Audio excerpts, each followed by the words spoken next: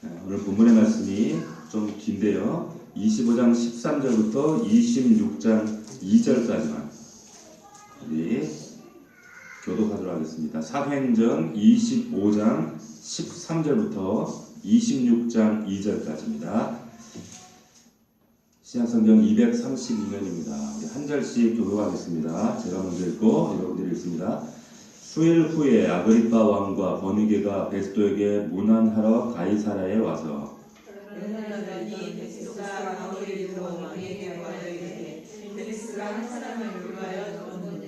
내가 예루살렘에 있을 때에 유대인의 대제사장들과 장로들이 그를 고소하여 정죄하기를 청하기에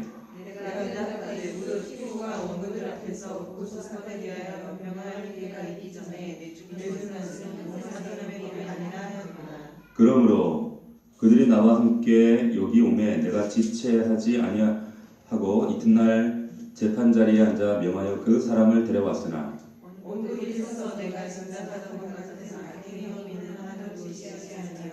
오직 자기들의 종교와 또는 예수라 하는 이가 죽은 것을 살아있다고 바울이 주장하는 그 일에 관한 문제로 고발하는 것뿐이라.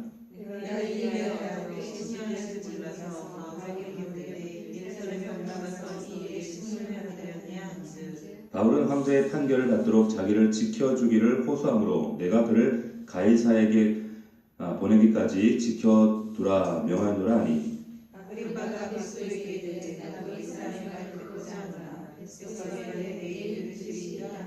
이튿날 아그리빠와 버니게가 크게 위험을 갖추고 와서 천부장들과 시중의 높은 사람들과 함께 접견 장소에 들어오고 베스도의 명으로 바울을 데려오니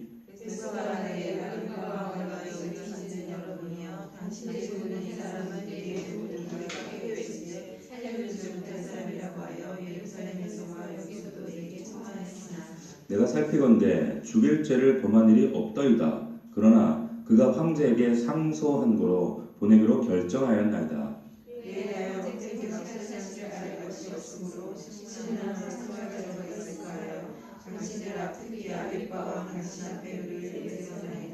그 제목도 밝히지 아니하고 죄수를 보내는 것이 무리한 일인 줄 아나이다 하였더라.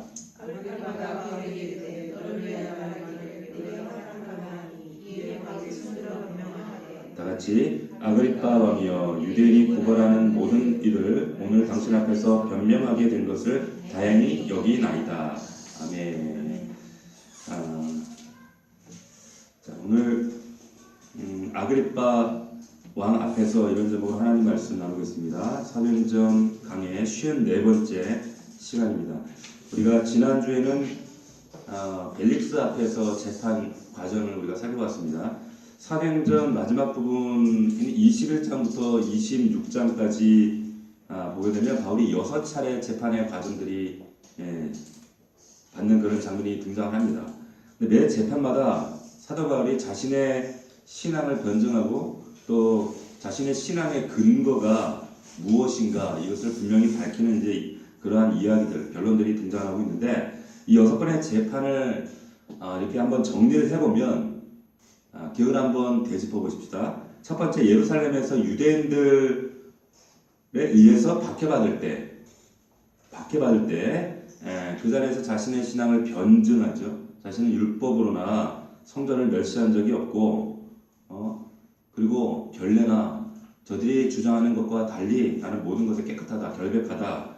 그런데 유대인들이 거짓 증인들을 내세워서 바울을 유대 군중 앞에서 인민재판 하듯이 그렇게 재판합니다. 그러다가 이제 23장에 오면 이제 두 번째 재판을 받게 되는데 사내들인 말하자면 오늘날로 말하면 국회의원들 앞에서 국회 앞에서 재판을 받습니다. 공회 앞에서 변절을 하는 거죠. 이때까지만 해도 로마 관리들이나 이 천부장들, 로마 관리들이 유대인들의 그 내부 사정을 잘 몰랐기 때문에 왜 이런 소요가 일어나는지 이해를 잘 못하고 있었어요. 첫 번째 군중 앞에서 두 번째 공회 앞에서 이 재판을 받을 때까지 도통 이게 무슨 내용인지 이해를 하지 못하고 있었습니다. 그러다가 이제 세 번째 가이사랴 벨릭스 총독 앞에서 이제 재판을 받죠. 우리 저지난주에 나눴던 말씀인데 벨릭스에게 재판을 받을 때부터 이제 이때 바울이 로마 군대의 보호하에 넘어가 버립니다. 그래서 유대인들이 함부로 손대지 못하는 그런 일이 벌어지죠. 벨릭스는 우리가 지난 시간에 나누었던 것처럼 노예 출신 총독이었습니다. 그런데 아주 돈을 밝히고 부도덕하고 부정직한 그런 사람이었기 때문에, 그리고 머리가 노예 출신이라 잘 안 돌아갔어요. 그런 변론을 해도 못 알아들어요. 바울의 그런 변론 가운데, 자, 네 번째 재판도 벨릭스였어요. 근데 그때는 누가 함께 했는가? 안에 유대인이었던 그 드루실라와 함께, 구약의 이세벨과 비견되는 아주 부도덕한 여자가 바로 이 드루실라였습니다. 그런데 이 부인과 함께 이 시몬의 자리 있는데, 사도 바울에게 그가 변론 중에 민족의 구제를 위해서 헌금을 가졌던 그런 얘기에 귀가 쏙게 되는 거예요. 그래서 바울이 돈이 많은가 보다 계속 뇌물을 받았다가 계속 변론이 이제 늘어져서 2년이 지나가 버린 겁니다. 그렇게 돈 뜯어내려고 혈안이 되었다가 재판에는 안중이 없이 그렇게 시간이 의미 없이 흘러가 버리고, 이어서 등장한 총독이 누구냐? 바로 오늘 본문에 등장하는 베스도예요. 결국 이제 벨릭스가 좌천되고 베스도가 등장하는데, 이 베스도라고 하는 사람은 아주 로마 정통 교육에 잘 받은 그런 인물이었던 것 같아요. 굉장히 공정하고 신중하고 아주 스마트한 그런 사람이었던 것 같습니다.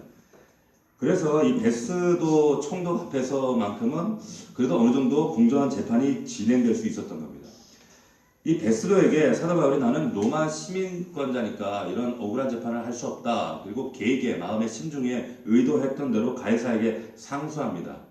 바울이 충분히 그 로마법을 잘 알고 있었기 때문에 이런 일들이 진행될 수가 있었던 것이죠. 그래서 로마로 가는 길이 허락이 된 거예요.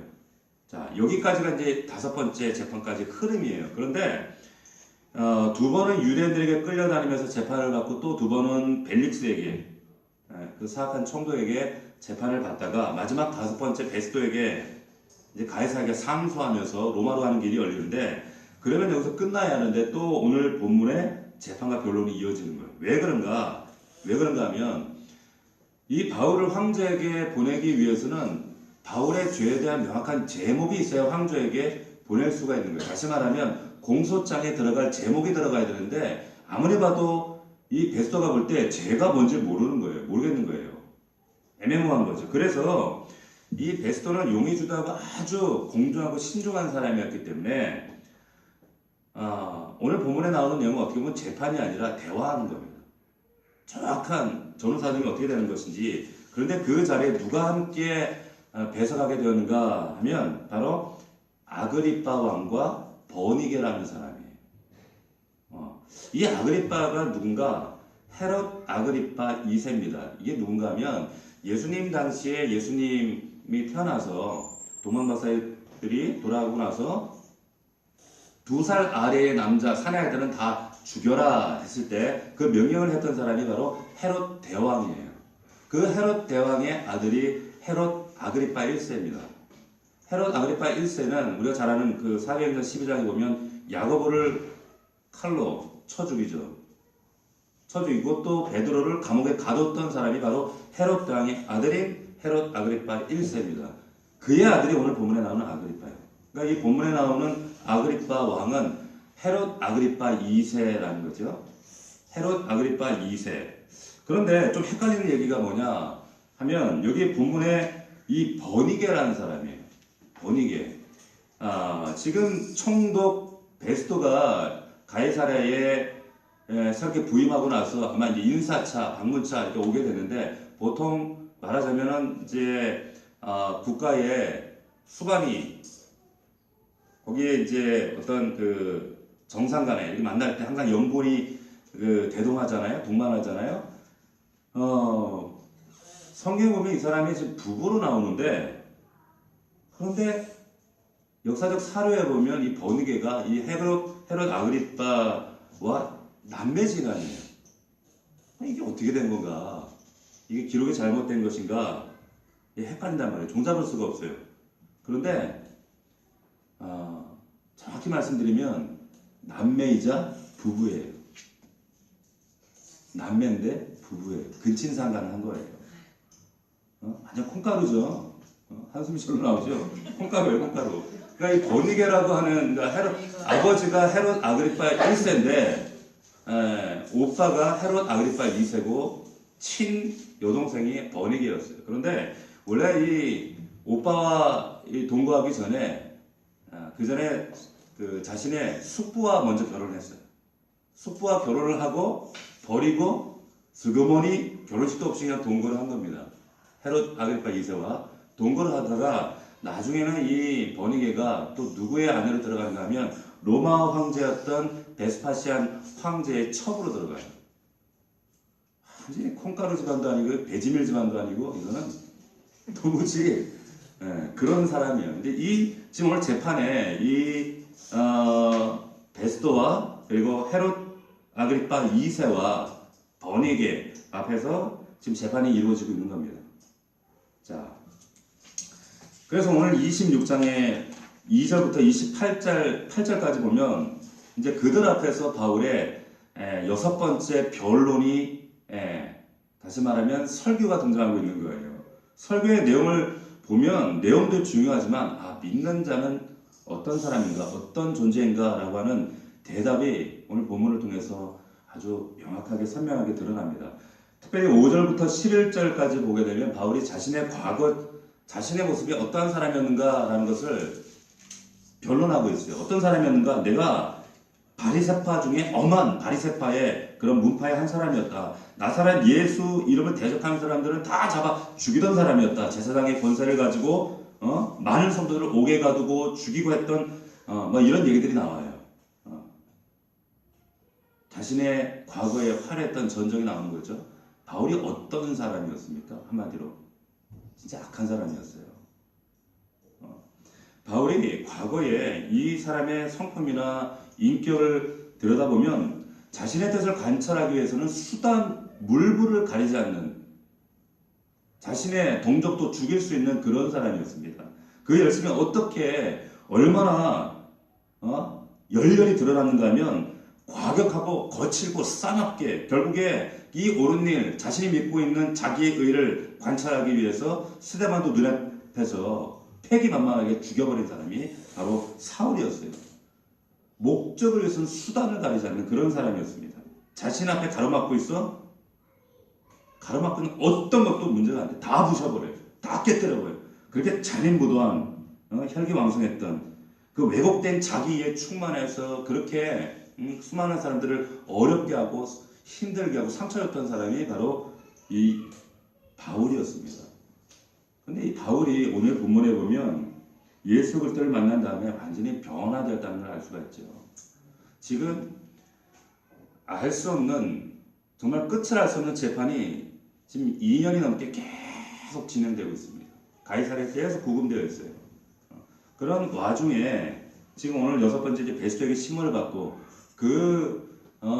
참 콩가루 집안 사람들 앞에서 그 모욕적인 재판을 받았다. 얼마나 마음이 어렵고 힘들겠습니까? 그런데 그 아그리파 왕과 그 버니게 앞에서 그 베스도 앞에서 전혀 격분도 없고 그 옛날에 가지고 있던 혈기도 없고 왜곡되었던 자기의 의도 없고 그들 향해서 어떤 인간적인 인격적인 그런 자신의 모습들이 전혀 드러나지 않아요. 오히려 평안하고 유순한 바울의 모습이에요. 바울의 분노를 볼 수 있어요? 전혀 없습니다. 무례함이 있습니까? 전혀 없습니다. 어떻게 이런 일이 벌어졌습니까? 주님 만나면, 예수 그리스도를 만나면 변하지 않으면 그것은 만나지 않은 거예요. 예수 그리스도를 만나면 반드시 우리 삶 가운데 수반되는 역사가 있는데 그것은 삶의 인격의 변화와 삶의 패턴이 달라집니다. 반드시 변화되게 되어져 있어요. 그래서 우리가 하다못해 세상적인 사람들을 만나도 좋은 사람을 만나면 좋은 사람과 함께하면 그 사람의 정서와 그 사람의 말투와 그 사람의 눈빛과 이것이 흘러오거든요. 어느 순간 나도 그 사람과 비슷한 말투를 인격이 흘러나오더라는 거예요. 그 부부지간에 우리가 서로 닮는다 그러잖아요. 뭐 미혼이 고혼해도 부부지간에 서로 닮아 있어요. 아우 우리 마누라 때문에, 아우 우리 남편 때문에. 그래도 가만히 보면 둘 다 비슷해요. 왜요? 인격이 흘러가거든요. 성격이 흘러간다는 거죠. 우리 한국교회 성도들이 은혜 받는 거 좋아해요. 은혜 받았습니다. 뭐 능력 받았습니다. 그런데 은혜 받았다는 말이 뭡니까? 은혜 받아서 뭐 하겠다는 거예요? 은혜 받았다는 말은, 그 말은 물론 은혜 받아서 뭐 귀신을 내쫓고 뭐 병자를 고치고 뭐 능력 받아서 삶의 변화가 일어나고, 그러나 가장 궁극적인 건 뭐냐? 이 은혜 받은 삶의 결과가 뭐냐? 그 결과는 그분이 내 안에 그분의 성품과 인격으로 드러나시는 거예요. 이것이 근본적으로 예수 믿는 사람들에게 가장 두드러지게 나타나야 될 아주 근본적인 변화입니다. 이런 변화가 있기를 주의 이름으로 축원합니다. 은혜 받으면 속사람이 변화돼요. 인격이 변화됩니다. 변화되셨어요? 변화되셨어요? 아멘. 정말이에요? 근데 참 안 변해요, 사람이. 그렇죠? 참 안 변합니다. 안 변하는데, 그렇다면 왜 변하지 않는가? 혹은 왜 변화가 더딘가? 라는 거에 대한 고민을 하셔야 돼요. 반드시 좋은 사람을 만나면 좋은 사람의 인격이 흘러오듯이 주님이 내 안에 계시면 그분의 인격이 흘러나와야 돼요. 자, 그런 면에서 우리 각자가 때로는 순간순간 부끄러울 때가 참 많이 있다는 거죠. 우리 교회 1층에 지금 이제 그 전에 있던 그 KTNG 회사가 나가고 비어있죠. 지금 1층에 보면 주차 공간이 좀 확보가 됐어요. 근데 요즘 제가 소일거리 삼아 하고 있는 일이 뭐냐면 주차 관리를 하고 있습니다. 그래서 불법 주차 단속을 하는데, 아니 이 주변에 그 식사로 온 자들과 이 옆에 그 건물에 H해상에 여기 교육센터가 있나 봐요. 이 아주머니들이 말을 안 들어요. 얼마나 여기다 차를 대는지. 그러니까 지하 주차장에 큰 차들이 그 엘리베이터에 들어갈 수가 없거든. 그래가지고 이제 몇 번 전에 애를 먹고 단속을 해야겠다. 근데 주차 금지 제가 딱지를 크게 붙여놨잖아요. 말 안 들어요. 그래서 제가 열받는 건 뭐냐면 전화해서 차를 빼주세요 그러면 너무 뻔뻔하게 왜요? 알았어요. 이래요. 뭐 죄송합니다 이것도 아니고. 제가 순간 속에서 혈기가 막 나오는 거야. 정말 공의를 물같이 정의를 하수같이 내가 이 사회의 질서를 회복하려 해가지고 전화해가지고 당장 빼주십시오. 아니 현대해상은 왜 이렇게 주차장 놔도 여기다 대냐고 하면서 이제 제가 이제 큰 소리를 치는 거지 막. 또 저녁이 되면 옆에 식당에서 거기다 또 다 대는 거야. 그래서 아래로 이제 우리 집사님이 양육하러 오시는데 분명히 차가 될 데가 없을 것 같아. 그래서 우리 윤 집사님 양육할 때 내가 또 밑에 내가 차를 막 빼고 있었죠. 또 전화를 안 받네. 그래가지고 그것 때문에 막 혈기가 나서 내가 이제 속으로 막 그러고 있는 거예요. 근데 제가 그러면서도 제가 아침마다 이제 그 일을 반복하는데 보면서도 할 때마다 내가 자꾸 혈기가 나니까 내가 이거 하지 말아야겠다 이런 생각이 드는 거예요. 내가 지금 뭐 하는 건가?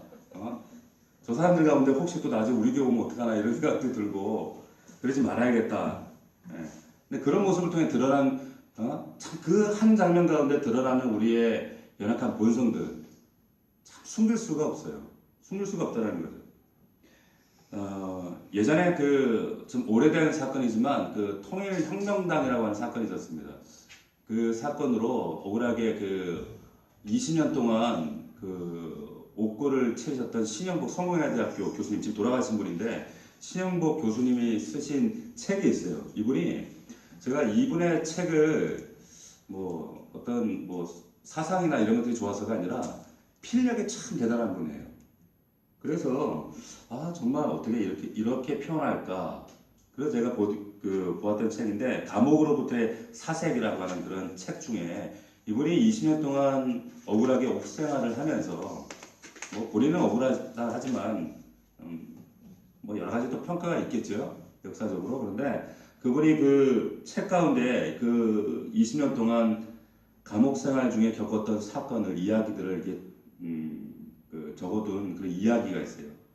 근데 제가 한번 읽어드릴 테니까 한번 들어보십시오.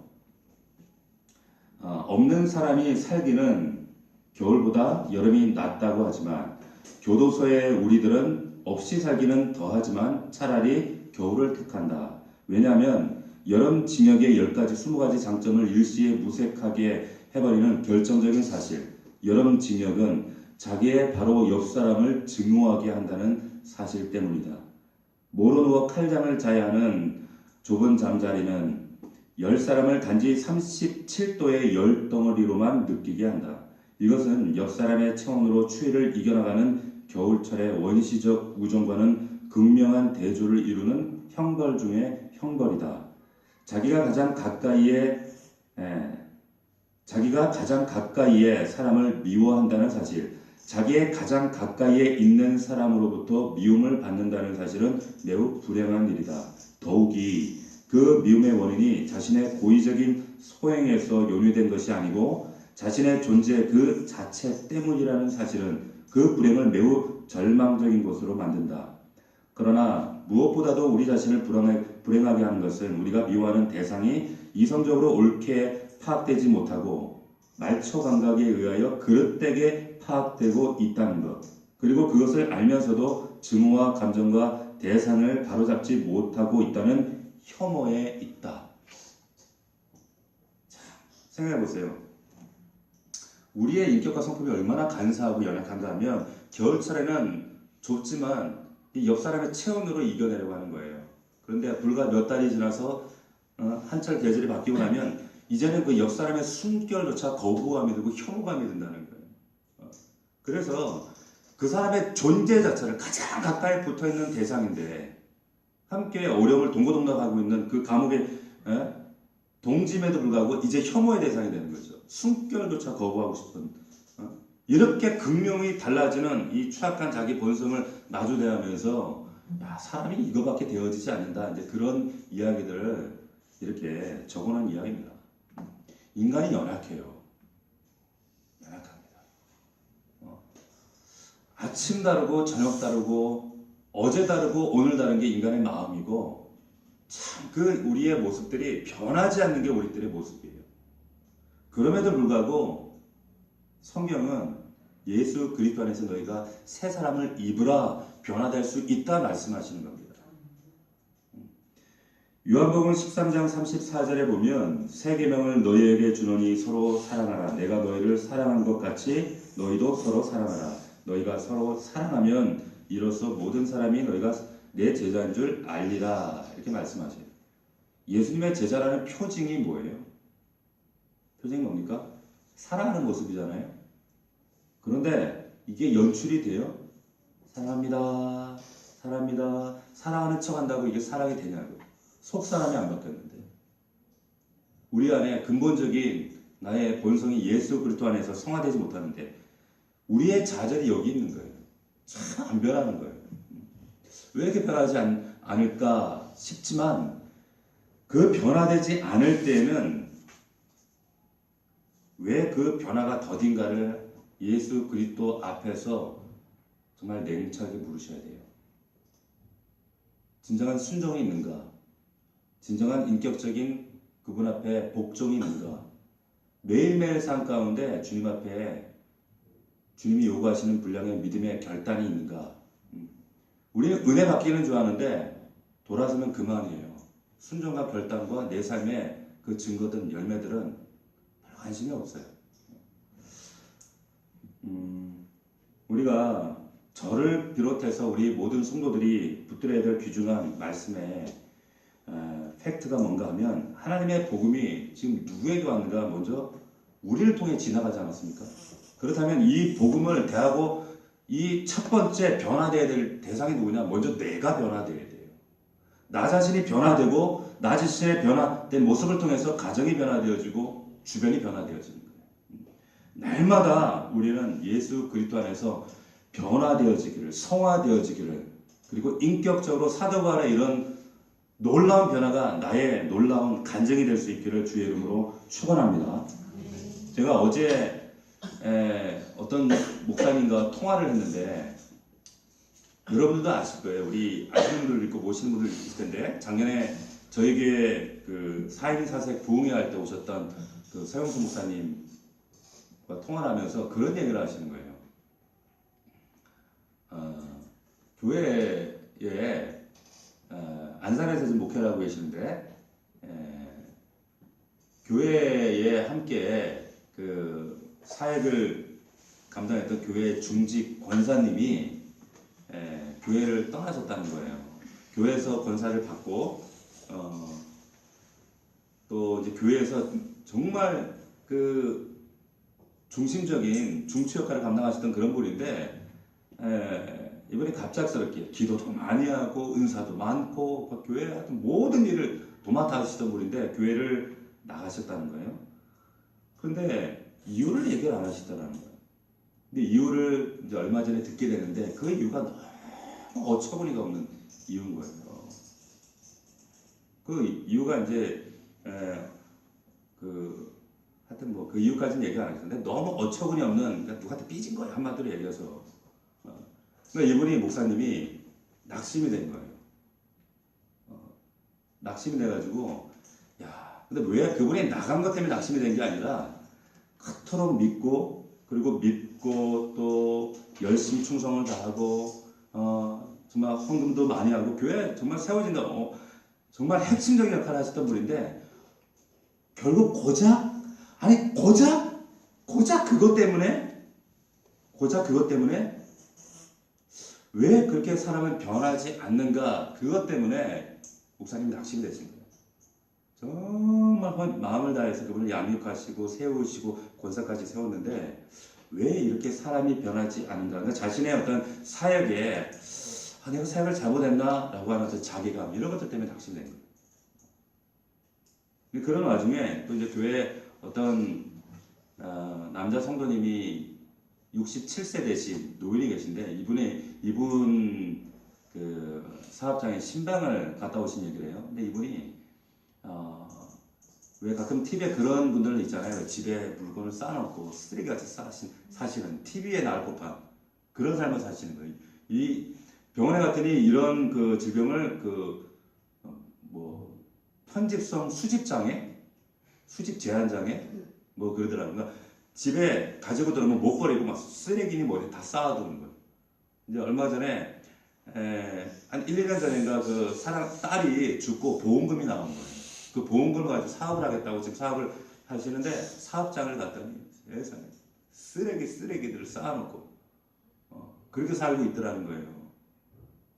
갔더니 술을 만땅 취해가지고 또 주무시고 계시더라는 거죠. 근데 또 주일은 안 빠진대.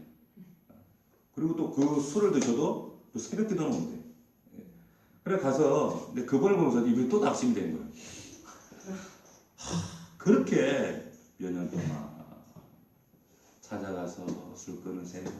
이 쓰레기 이렇게 모으시면 안 돼요. 버려야 돼요. 정신과 치료 받아야 돼요. 네. 돌아서면 또 이제 이 권사님과 이 입을 보면서 목사님이 이제 더 낙심이 온 거죠. 사람은 왜 이렇게 변하지 않는가? 이분은 정말 특수목회 하시거든요. 교회 성도들이 정말 가난해요. 다 가난하고 그리고 뭐 세월호 가족도 있고 또 그런 어렵게 사는 장애인 가족 있고 또 이런 그 정신병력 있는 이런 분들도 오시고 제가 볼 때 목사님한테 그랬죠. 제가 목사님은 정말 특수목회 하시는 것 같아요. 특수 선교예요. 이 목사님이 그래요. 사람 정말 안 변해. 그런데 그럼에도 불구하고 우리가 해야 될 일은 그런데 묵묵히 가는 거야. 가다 보면 나는 하나님이 그분들을 변화시키실 줄 알았는데 묵묵히 가다 보니까 하나님이 나를 만지시더라고. 그런 얘기 하시다. 저도 그래요. 저도 그렇죠. 그냥 묵묵히 가는 거예요. 묵묵히 가다 보면 그런데 하나님이 저 사람 언젠가는 변화시켜 주시겠지. 새롭게 하시겠지. 물론 변화됩니다. 하나님 만나시는 그 각자의 믿음의 분량대로 중요한 것은 그 과정을 통해서 하나님이 또한 저도 만지시더라는 거죠. 저도 만져가시고 계시더라는 거예요. 과거 그렇게 혈기 가득하고 자기에 충만하고 상처 주고 남 죽이기까지 했던 그 사울이 오늘 이 재판 자리에 변화되어 있는 사울입니다. 그 사울이에요. 변화는 우리가 놀라운 사실은 뭔가 하면 변화는 내가 하는 것이 아니라 주님이 하시는 거예요. 저는 이 사실이 너무나 감사해요. 내가 해야 하는 정말 율법적인 내가 이 인격과 이 변화가 내가 마치 이루어내야 할 율법의 한 숙제라면 저는 안 돼요. 저 같은 사람은. 그런데 내 안에 계신 예수 그리스도가 이 모든 변화에 그분이 모든 열쇠와 책임이 그분 안에 있다는 거예요. 나는 그분 안에 붙어있기만 하면 돼요. 그래서 나를 통해서 내가 부인되어지는 만큼 그분의 인격과 그분의 능력과 그분의 은사와 그분의 삶이 나를 통해 드러나시도록 내가 내어드리는 그만큼 하나님께서 그 은혜를 우리 모두에게 허락해 주실 줄 믿습니다. 하나님께서 반드시 우리를 변화시키세요. 성화시키시고 아름다운 영화의 단계까지 우리를 새롭게 날마다 갱신하시고 변화시키실 줄 믿습니다. 자, 두 번째로 우리가 또 살펴볼 것은 뭔가 하면 이 6번의 재판 과정 얼마나 지루하고 참 끔찍합니까? 이 재판 과정 근데 한 번도 바울이 빼놓지 않고 하는 게 있어요. 그게 뭐냐? 예수 그리스도에 대한 증거예요. 변론에 빠지지 않아요. 내가 어떻게 만났는지, 그분이 누군지, 내가 믿는 하나님이 어떤 하나님인지, 그분이 내 삶 가운데 어떤 일을 하셨는지 그 일들을 구체적으로 보통 재판을 한다고 하면 자신의 무죄를 증명하고 정당성을 입증하고 어떻게 하면 이 위기를 모면할 수 있는지 거기에 정신이 팔려있고 저도 참 법원을 많이 갔거든요. 성도들 때문에 또 이전 교회에서도 여러 가지 방송국과의 그 싸움 때문에 그 수원지방법원에 참 많이 갔어요. 가서 이제 재판을 기다리다 보면 뭐 도둑놈, 강간범, 사기범 뭐 재판들을 많이 보거든요. 그러면 참 그 보고 있으면 참 재밌어요.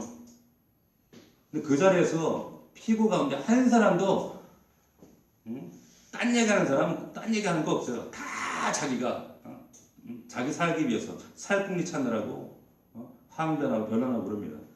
우리 근간에 있었던 그 최순실 그 국정농단 사건에서도 그 조카였던 장시호라고 하는 조카잖아요. 최순실이 이모였고, 근데 결정적으로 최순실이 이렇게 중용을 받게 된 결정적인 역할을 한 것이 장시호예요. 태블릿, 그 두 번째 태블릿 PC를 전달하고, 그리고 삼성으로부터 240억 받았다 결정적인 진술을 한 사람이 장시호였습니다. 왜 그랬을까요? 이게 전문용어로 꼬리 자르기예요. 꼬리 자르고 자기는 살겠다는 거예요. 그리고 이제 그 재산과 모든 자신의 이익을 그리고 형량을 줄이기 위한 보통 이게 어떻게 보면 살기 위한 본능적인 행동이죠. 그런데 바울은 그러지 않았다는 거예요. 자신의 정당성, 변론 그런 얘기 한 것이 아니라 그 자리에서 계속 예수 그리스도를 증거합니다. 그 자리가 어떤 자리입니까? 사느냐 죽느냐는 자리잖아요. 그런 절체절명의 자리에서 복음을 증거해요. 그리스도를 증거해요. 이 사람 생각 속에는 온통 예수 그리스도 증거해야 되겠다는 그 사명밖에 없어요. 삶의 목적, 가치가 거기 있는 거예요. 디모데후서 4장 2절을 보면 너는 말씀을 전파하라. 때를 얻든지 못 얻든지 기회가 있든지 없든지 네가 분주하든지 네 삶에 쫓기든지 네 삶에 어떠한 이유가 있든 없든 항상 힘써라는 거예요. 뭘? 복음 전하는 거죠. 근데 바울은 정말 말씀을 그렇게 때를 얻든지 못 얻든지 전하는 삶을 살았다는 거예요. 근데 우리와 비교해보면 바울은 도무지 하나님의 이 말씀을 복음을 전할 수 있는 그러한 형편이 아니었음에도 불구하고 그런 기회가 전혀 아니었음에도 불구하고 하나님의 복음을 예수 그리스도의 십자가 복음을 이렇게 담대히 선포합니다. 그런데 우리는 기회가 주어져도 못해요. 삶이 이렇게 자유하게 열려있는데도 불구하고 그렇게 하지 못합니다. 왜 그럴까요? 은혜 받은 역사는, 증거는 반드시 내 삶에 얼마나 많은 은혜가 흘러가는가로 나타나요. 두 가지 변화로 나타납니다. 하나는 앞서 말씀드렸던 것처럼 사도 바울이 그 사울의 모습이 오늘날 그 재판정에 있는 그 유순한 바울의 모습, 인격의 변화로 나타나요. 또 하나의 변화는 그의 삶 가운데 복음을 증거하는 삶의 증거들이 있는가, 은혜를 증거하고 있는가, 은혜를 선포하고 있는가, 이 두 가지 열매로 극명하게 나타납니다.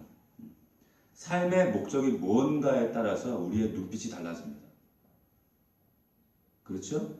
내 삶의 활력, 오늘 아침 내 생각 속에 나를 지배하고 나를 주도하고 나를 장악하고 있는 것이 무엇인가에 따라서 눈빛과 활력이 달라지는 거예요. 내 믿음의 활력이 왜 점차 이 활력이 잃어가는가? 생명이 없기 때문에 그래요. 생명이 흘러가지 않기 때문에 그래요. 은혜를 전하고 복음을 전하면 이 생명이 흘러가는 자리에서는 반드시 예수 그리스도의 생명과 하나님의 은혜의 부으심이 더 충만하게 부어주는 줄로 믿으시기를 바랍니다. 제가 우리 교회 작년에 우리 영준이 아들의 친구 엄마가 아메이를 하시는 분이 있어요. 근데 그 아메이를 하시는데 그분이 저희 교회를 이제 학부형 또 저희 아내하고 또 가깝고 그래가지고 와가지고 몇 번을 방문하시고 이렇게 하셨는데 뭐 아메이를 그렇게 잘 하나 봐요. 나는 이제 보면 어떻게 팔아서 저래 가지고 어떻게 팔아 이렇게 반신 많이 하고 있었는데 이분이 저와 저희 아내를 앉혀놓고 디톡스에 대해서 강의를 하시는 거예요. 디톡스에 대해서. 그런데 이걸 해야 된다는 거예요. 특히 목사님은 해야 된다는 거예요. 지금 살이 찌죠. 살 찌죠. 소화가 잘 되냐고. 늘 앉아있으면 소화가 안 되죠. 혈색이 보니까 혈색이 좀 탁하대. 근데 이걸 해야 피도 맑아지고 살도 빠지고 건강해지고 1년에 한 번씩 해야 되는데 제가 듣는 순간 제가 그렇게 귀가 나쁜 사람이 아닌데 듣는데 이렇게 듣게 되더라고. 근데 막 강의를 하는데 결국에 그 디톡스 하는 걸 샀잖아요. 진짜. 그게 또 꽤 비싸더라고 그게. 근데 또 우리 아내가 당신이 해야 된다고. 건강을 위해서 해야 된다고. 해가지고 또 제가 또 우리 아내의 사모의 말을 잘 듣기 때문에 순종하는 마음도 또 기쁜 마음도 이미 귀가 넘어갔어요. 그래가지고 그걸 했죠. 해가지고 한 2주간을 그 디톡스 하는데 힘들어 죽는 줄 알았어요. 살 빠지기는 한 500g 빠졌나? 500g인가? 300g 빠졌나? 살도 하나도 안 빠지고 그런데 그분이 전하는 그걸 보면 나도 모르게 막 속에서 내 안에 있는 모든 독소가 빠져나갈 수 있으리라는 그 소망과 살이 이것을 끝내는 순간 한 10kg가 쫙 빠질 수 있을 것이라는 내 안에 그런 막 기쁜 소망이 확 생겨나는 거예요. 그 세상 물건 파는데도 그러더라고. 거기서 뭘 느꼈냐면 진짜 믿음은 들음에서 납니다. 믿음은 들음에서 납니다. 그렇지 않아요?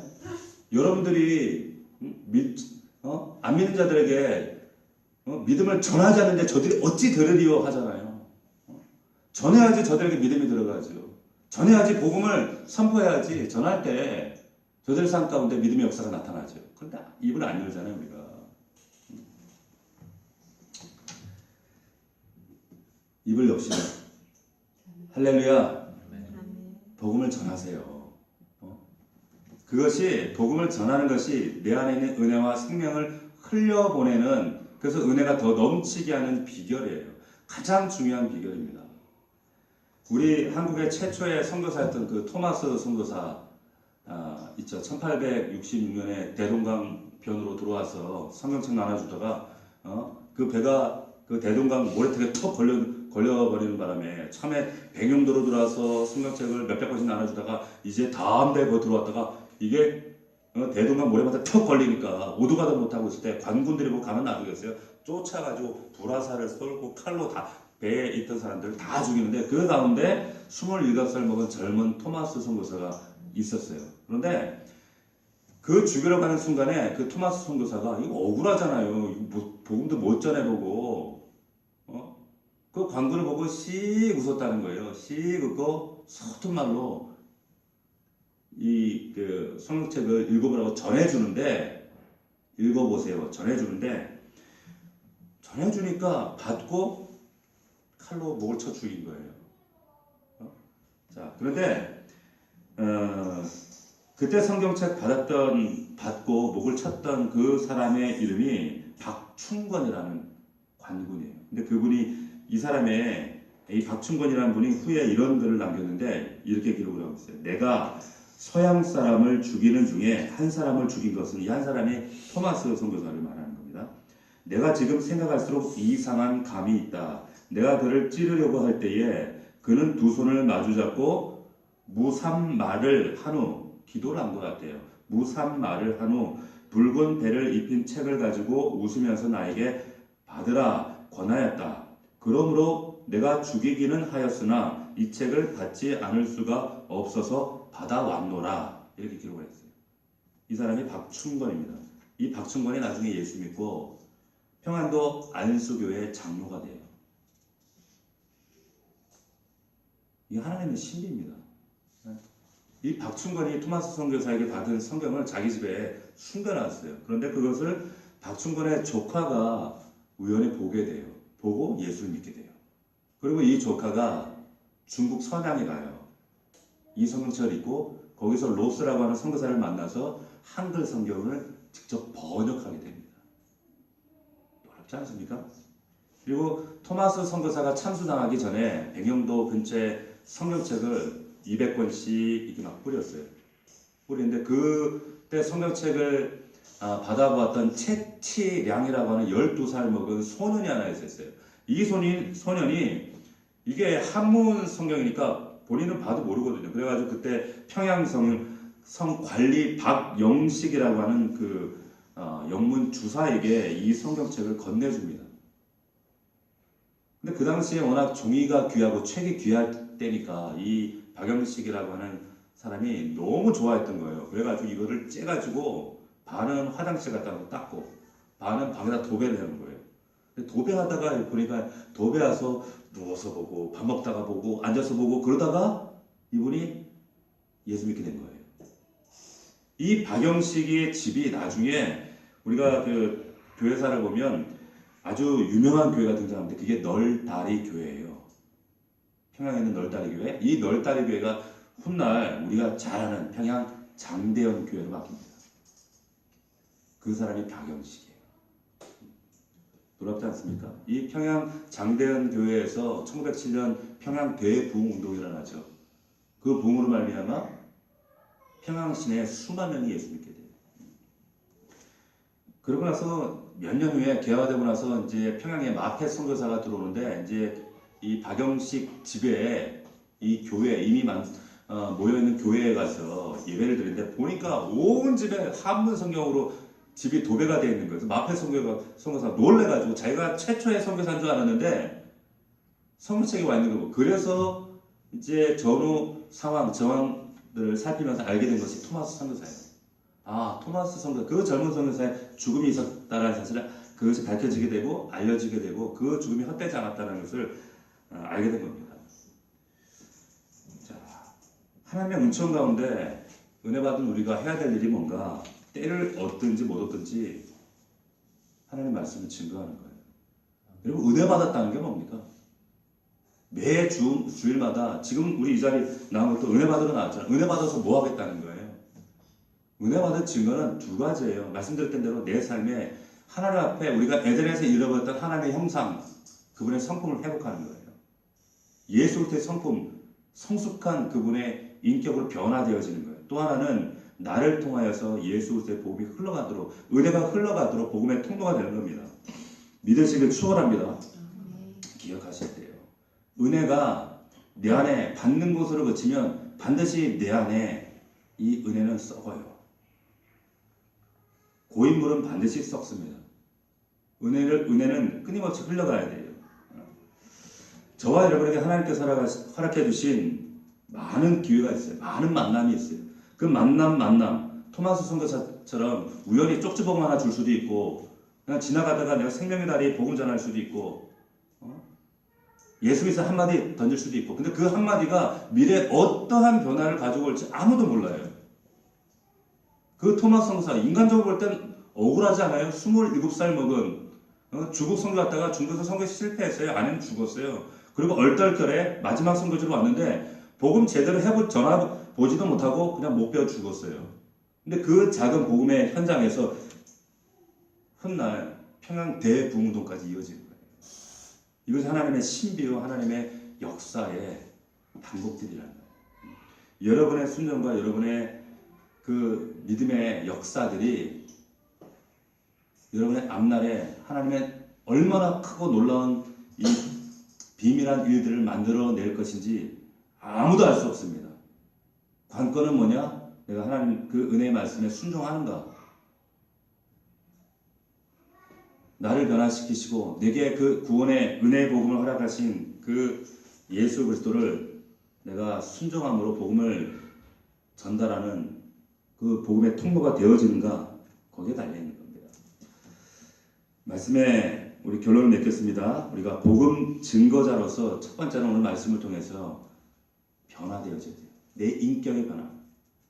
내 삶의 그 어떤 변화도 우리가 가장 우선해야 될 것은 뭐냐? 예수 그리스도가 내 안에 오시면 그분을 통해서 그분의 성품으로 변화되어져야 돼요. 변화되어져야 돼요. 그 증거가 구체적으로 가정에서부터 나타나야 돼요. 은혜 가운데 이런 변화를 허락해달라고. 그리고 나를 통하여서 나의 삶 가운데 허락되어진 그 시간들 속에서 복음 전할 수 있는, 예수를 전할 수 있는 이 복음의 통로가 되어질 수 있도록 하나님 내게 그런 은혜를 허락하여 주시옵소서. 기도할 수 있는 우리 귀한 우리 주의 종들이 되기를 주의 이름으로 축원합니다. 기도합시다.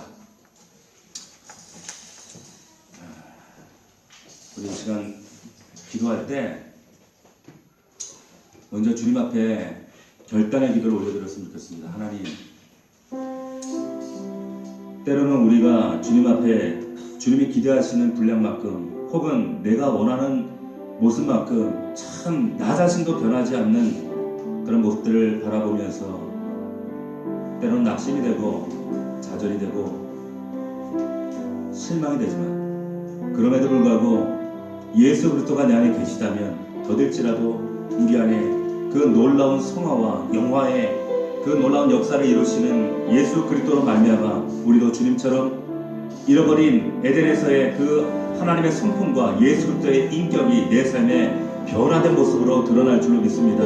하나님 나를 새롭게 하시옵소서. 변화시켜 주시옵소서. 성화시키시옵소서. 주님이 원하시는 아름다운 모습으로 새로운 형상으로 새로운 피조물로 변화되어지기를 원합니다. 내 입술과 나의 삶이 하나님 그런 변화의 증거들로 하나님 나타나기를 원합니다. 내 가정에서 변화되기를 원합니다. 내 일터에서 변화되어지기를 원합니다. 하나님 내가 예수 그리스도께 온전히 붙어있는 한 주님께서 이 모든 변화의 주도권을 가지고 나를 새롭게 하시고 나를 조정하시며 다듬어 가실 줄로 믿습니다.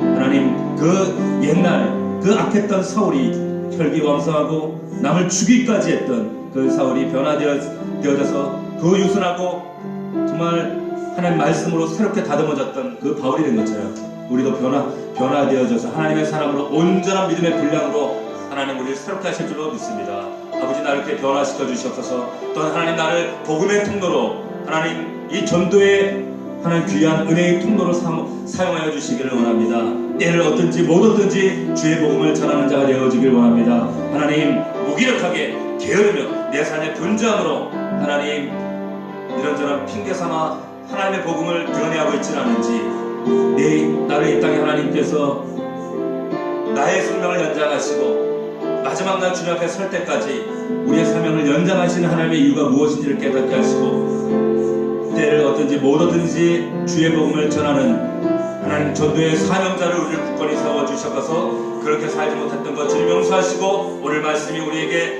우리 신비에 새겨지는 약속이 되게 하시고 능력이 되게 하셔서 결단함으로 순종함으로 나아갈 수 있도록 주님이 역사하여 주시옵소서. 오늘 말씀을 붙잡고 우리 과거에 살지 못했던 우리 연약한 모습들을 회개하며 우리 간절한 마음으로 주 앞에 결단하겠습니다. 우리 주여 세 번 부르고 통성으로 기도합니다. 주여 주여 주여